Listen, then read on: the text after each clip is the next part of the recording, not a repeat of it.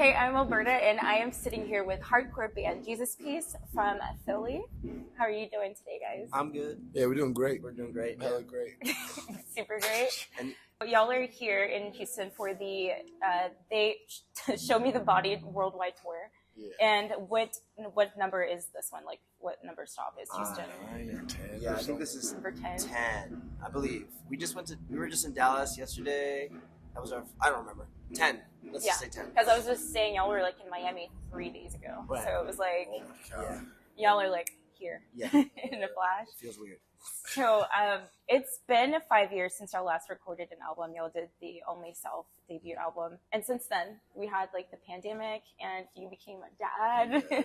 And like, what was it like for the band chemistry wise? Like, were y'all practicing much? Were y'all communicating at all, checking in, anything like that? I mean, that's a lot of years to say just one thing. Right. But There's a lot going on in those Yeah. couple of years, you know. Would you But say that the of course band, we're like- always staying in contact and Right. communicating. Practicing, maybe not so much. We're definitely a type of band that needs to just like pull our bootstraps up. It's like, all right, we gotta go do this shit. Let's go get it done. right. You know? Any like, so nothing in between that led you here? I mean, yeah, writing and like Right. life did. And it really influenced the whole album. I mean, we were between the last 5 years we've been on and off writing the record. Mhm. We are really like I don't even know how to say that. We just are really hard-headed in particular with how we want things to sound or do. And if something is just not good or we're not feeling it, we'll just scratch it. It's just not really a good trait, to be honest, but we've been trying to be better about that. Right. We definitely stayed in contact. I think it was a much needed time off. As you said, he became a dad. We kind of we're all figuring what we want to do out, and it led us to being a lot more mature in songwriting and how we handle the band and how we play as well. Right. And now I feel like it actually solidified us, and now we're like a lot more of a driving force. Yeah. I think before the pandemic, everything was a little separated. We were like figuring things out because we were just still really learning. Mhm. Now we came back and it feels a lot more solidified. Absolutely. Yeah. I would agree with that statement. Yeah, And y'all have been doing things for so long, being formed in 2015. Yeah. Then 5 years later, you've already hit that 5 year mark. Pandemic hits, and then Right. you have that time to grow and things like that. Right. And something that you said, like you made sure it was something that you were like, because you're like kind of sticklers about Yeah. that kind of thing. One Mhm. thing that I will say I love about your band is I know that y'all don't like make anything that you don't love. You don't Right. put out anything that you just don't love. Aside from like, I mean, I'm not shitting on all the bands that like just do things for the sake of people liking it, but I'm kind of shitting on them. Yeah. So like, No, it's okay to shit on this band. it shows, the cliche shows in the Right. result of like the music. So I will say like I've noticed from Only Self till the singles that y'all put out Mhm. recently, like I've noticed a huge difference in your sound. How would you say that the band has matured from those obstacles, being that this is the sophomore album? Like musically or just Yeah, people-wise? musically. I think just like having a better understanding of what we wanted our sound to be, you know, because we were doing demos, we were doing these 7 inches, but we were on the move so fucking long that we didn't really get time to formulate what we wanted to do. So we were just Right. doing it, if I had to guess. Yeah. And going off of what he said, and actually going off what you said as well, is that we never do things that are untrue to us. Everything that you see, everything that's done is all true to what we like. Coming from, that's why a lot of people are really like, why does your merch look like that? Like, why do the videos, why are they not like super traditional to a metal band? It's like, we love metal. We also love this, and this, and we can speak on anything that we're doing, and it's nothing we're ashamed of, and we're not afraid to push the letter somewhere else. You know what I mean? It's actually it's more interesting to me to kind of give people that like really, that's what you went with. But then, you know, it sets trends, and you'll start to see things kind of come in formulation. Yeah. You know what I mean? Like the last 2 videos, we were a little unsure about how people would receive them, but they were received really well. And for a band that people considered us beat down for so long, and now I feel like they don't know how to really call us, because it's become Right. it's become way more than just Right. a simple, like, I don't want to say the wrong word, but a term like beatdown is just really, I think, disrespectful to us as musicians. But we also love beatdown too. So Why would you say that it's offensive to call you that? I personally just think that beatdown in itself it's meant to be just kind of, I don't know, I want to use the word, but I just think it's the wrong classification. Yeah. Like I think if music takes on the term beatdown, it very much has a certain style and a certain sound to it. So to mislabel it is lazy. Do y'all have a preference on a label? I don't think that. Just metallic hardcore works Metallic just fine. hardcore. Yeah. Yeah, even that. I don't even know. I think that would. I think that's the safest way to say it. Yeah, safest way. I mean, is it just obvious hardcore pretty much to you? No. No? I wouldn't say That's that. why it's really hard because That's like why? you can Okay. say like we have death metal influences, we have this, and and I didn't want to say that meaning like beatdown is dumb or it's lame Yeah, because of it's course. beatdown is Once awesome. again, we love. Yeah, you just some said you good loved it, Yeah, beats. yeah. shout out Unit 731. But 731. no, I just I also like to have people kind of confused on how to classify us. I think that's cool. And Yeah, like it is. I think it's fun and it makes me feel like that when you don't know how to classify a certain band or there's no certain boundary, that means we can always be evolving. Because Exactly. that's something we wanted to do with this album is just keep evolving. Exactly. It's not like Pantera or anything at all. We're just, Don't put Jesus Peace in a box. Just kidding.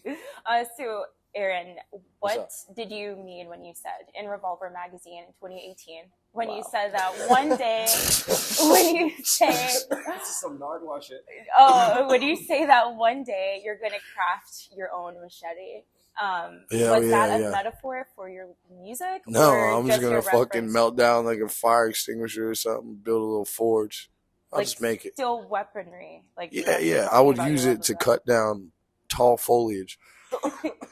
As a metaphor, do you think that you've done that with the new album coming out? Fuck yeah, absolutely. I think that this is probably the most beautiful machete we've all made together, metaphorically. Because I mean, Gates of Horn is like, it just compared to something old like Adamant or something, it Yeah. sounds a lot like the raw danger Mm. that I can tell you guys have been trying to like find your way through Right. because it's been your sound. Yeah. But it's like sounds like something that you definitely, like you said, evolved Dangerous into. but shiny. Yeah. You know what I mean? Yeah. Oh, I like that. I love that kind of stuff. Like, yeah. So yeah, I was just wondering about that because like you love like weapons and shit, and so do I. Yeah. Starting my own collection and No, stuff. hell yeah. But I was wondering about that though. The metaphor, like, was it a metaphor for music? Yeah, to an extent. I remember actually now. Me and Zoe, I think Zoe Camp wrote that article. But we were sitting in my living room. I just invited her over, and we were just smoking weed, talking shit about music and life. And that's when that metaphor popped up. And it still rings true today. You caught me off guard. I was like, "What the fuck did I say in 2018?" But no, that shit still rings true. Yeah. Honestly, it's really just craftsmanship and taking the time to hone your craft and hone your blade. You know what I mean? And I think that these past 5 years, we've done just that. Sharper than ever. Yeah, I can hear that. So, can your fans look forward to seeing you guys at any festivals this year? Not that I know of. Not that any that are announced right now. Not that are announced Yeah, right now. that- Outbreak Festival. Well, yeah, if That's you're a in new Europe, one. Outbreak is going to be happening, and we have one in Spain. What's that? When is that? That is June 19th, I think. Yeah, one of the teams. It's like a 3-day festival, but I don't know exactly what day. Nice. And then we're playing Resurrection. Festival in Spain, and then we have some other stuff lined up, but obviously we can't speak on it right now. Yeah, of course. So, And when was the last time y'all done like a 3-day? Was it like in 2018? a what? A 3-day festival? Well, we've never played all 3 days of a festival, Yeah. but Never. No, like pop but up. been a part of one. last summer we played summer. we played Furnace. Hellfest. Oh yeah, Hellfest too. We played Furnace Fest. Hellfest is like a really big festival in France. I don't know. Yeah, you probably know it. Furnace Fest and Geron Air, Tied Down Festival in Detroit. So quite a few. Yeah. And- I mean, it's yeah. it's honestly a weird time for us because between the album coming out and us not doing anything for a long time, I think a lot of people were a little, should we put them on or should, where are we gonna head with this? I see. Because as a promoter, I can understand Right. what's gonna be happening, but I think when the album is rolling out, I think a lot of people are like, okay, yeah, we need them on the festival. Yeah, right. So I think in time it'll Play come. that new shit. Yeah. There's no rush for anything this summer. I think in the next year to 3 years we'll be out a Okay. lot. Yeah. So no teasers for now. Yeah. Yeah, couldn't get it, guys. I'm sorry. Sorry, So what's your preference? Do you prefer larger venues or house shows? Ooh. It- That depends, yo. yeah, it depends. Like, It is it really depends on depends. perks or? Both. I'm gonna say I'm gonna speak for me. Yeah.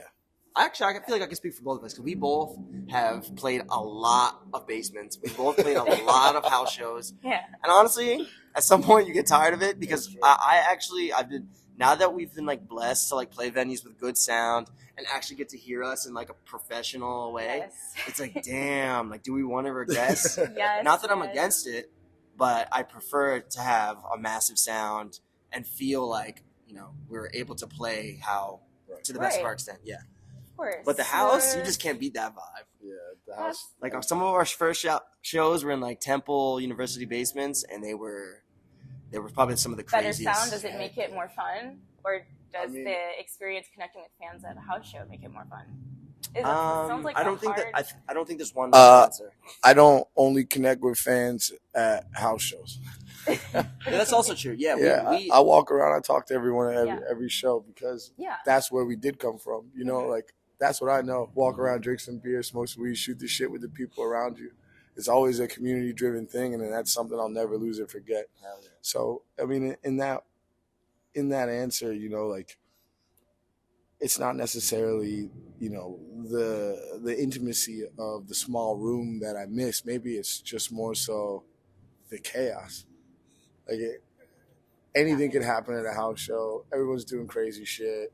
People get naked sometimes. Yeah. Like shit gets a little wild, and They that's do. what I like. It's that wild card factor. Yeah. But Okay. on the road, I don't want to be doing that shit because you kind of need that stability to stay sane out here. You know what I mean? It's good to hear everything every night. It's good to make sure your sound is on point every night, you know? That is true. Okay. But at the same time, like last night in Dallas, we played a pretty big room with a big ass barrier, and it did not stop anyone from like going crazy.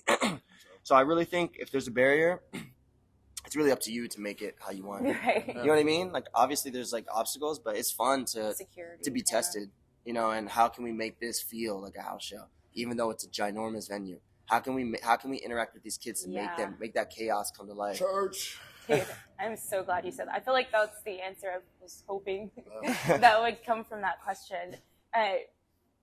Are you a parent as well, or is it just you? Am I what? Are you a parent as well? My Are parent? you- No, yeah. I'm not a parent. No. But you've like witnessed what I that was- could be like for him. I was and there things when his like son was that. born. So this question's for you then. What's up? What kind of advice can you give to fellow musicians who have found themselves in parenthood, and how can they navigate two very different worlds and not give up? If you're a musician with a baby, I would tell you to establish custody of your child as soon as possible. Okay. So that you don't have to deal with no bullshit. Because at the end of the day, it sucks to have to be away from your kid to pay the bills. But if it's all going smoothly, then, you know, you'll get by. But there's a lot of other speed bumps that could get in the way for a musician who's a parent. So as long as you cover all your bases before you go, you won't have any hardships, really, you know. Wow. But I think the important thing to remember is, I want to say the wrong thing. I would hate to be like chilling 5 years from now. Someone's like, remember in 2023. Yeah. But no, I just think that it's important to understand once you do have that child, you're no longer making music for yourself or for your ego. You know what I mean? If this is what you're going to dump your time into, you have to make sure it counts because it's an investment. Every day that you're away from that baby is an investment, and you got to make sure it's worth it.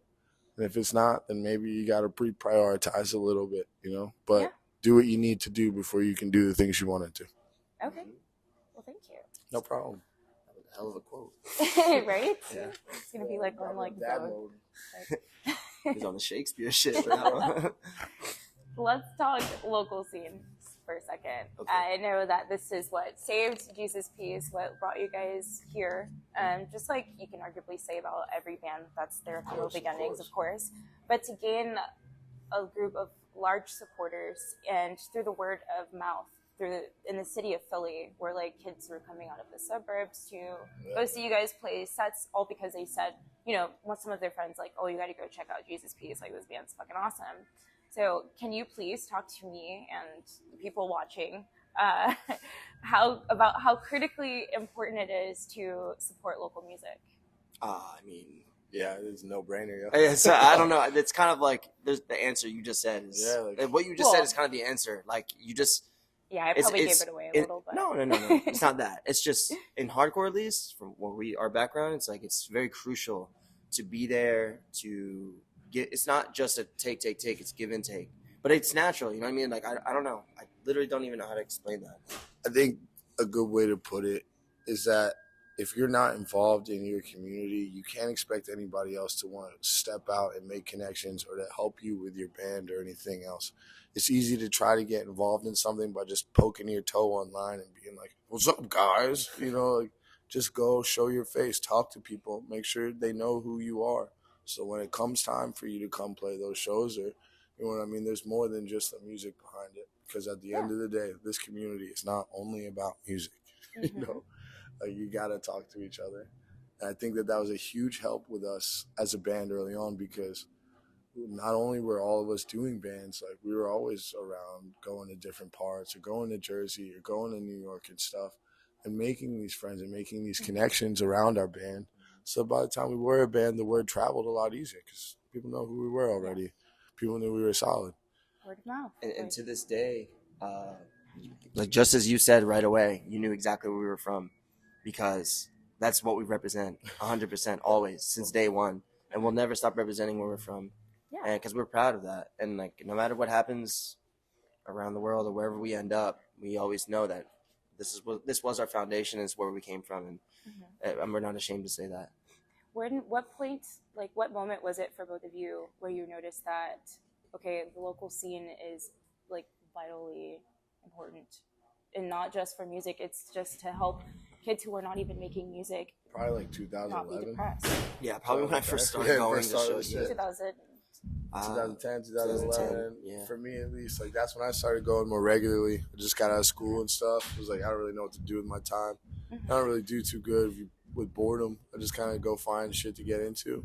And at that time, I wasn't getting into the best things for fun. So I found hardcore and skateboarding and stuff, and I learned right then and there. Changed everything. Yeah. Absolutely, because I went from feeling like I really didn't have much of a place in this world to being like, maybe this is where I'm supposed to be at. You know? Yeah. Maybe I could have did it a little more healthier at the time. Seems like it was just like at the end of the list in some way, and then you finally got there, and you're just like, oh. It wasn't even on my list. I was just chilling. No, just like Someone was like, "Come through." It's like, "Fuck it." You just like cross like all the things that you've tried like off your list Right, of right. things, Yeah, and then yeah. it's like local shows or like local communities. That's like the thing that you're left with, and you're just like, this is where I'm like supposed to be finally. But even like 10 or so years later, we're still learning a lot about what it's like to build a community. Yeah. Because even through the pandemic, a lot of shit has changed in music in general. So even us being on the road right now, it's a learning experience for us to be on this level of touring. And some of our peer bands are like, they're coming from places where they told us like they've seen us when they were young, so it makes us feel a little old. That's crazy. You know what I mean? It's just nuts, and I don't know. I personally never thought I'd be in a position where we're able to play music in a way where people actually pay attention and care. So it's really nice, because if coming from a local community, if you have the expectation, if you go into it thinking like we're gonna get big, you will fall on your ass every time. so fast. Yeah, I mean, maybe not every time. Maybe we'll get lucky, but So y'all most did of the not time. have that mindset. It's much better to go into it thinking I just want to play hard as fuck. I just want to go into it and just and share that energy with my peers, my friends, and because that's how we went into it, and it really worked out in whatever favor. So Fuck yeah, I love hearing shit like that. yeah, You have no idea. but seriously, it sounds mad. refreshing. It's super corny, but it's really true. No, it's refreshing. Like legit. It's really cool. Speaking of local music, you're in Houston, you're in Texas. So are there any Texas bands that y'all have been jamming lately? Mexican Coke. Fuck yeah, Mexican Coke. We love those guys. Sick. So are there any up and comers also other than that? Sex Pill's cool. What is it? Sex Pill. Sex Pill? Where are they from? Here. Last They're I from checked. Sex yeah. Pill? Are they from here? They did? Oh shit, sorry guys. I mean, there you go. Check out Sex Pill. The bands I listen to from Texas, I think are like a little older. What do you mean? Is Institute from Austin or Houston? Do you know Institute? Never? Well, I really like them. Yeah. But anyway, Probably from sorry. Austin. I don't know. I don't know you're exactly. Good. Now I feel really bad But there's about the whole sex pill thing. I'm gonna find that flyer. But I'm not listening to too many bands from Austin, but there's a black producer here who makes really good jungle music, like drum and bass, electronic music. His name is DJ Swap Meet. So if you don't know him and you like electronic music, check him out. That's my suggestion. Nice. We've been actually looking for more. Yeah, check him out. He's a really good producer, and yeah, I would just like to shout him out. Hell yeah. It was such a pleasure talking to you guys. Of You have course. no idea. Thanks for having us. But yeah, I can't wait. I've never seen you guys live, so I cannot wait to see this. I promise you'll enjoy it. Oh, yeah, thank you. Thanks for having us. Thank you, guys. Yeah, thanks.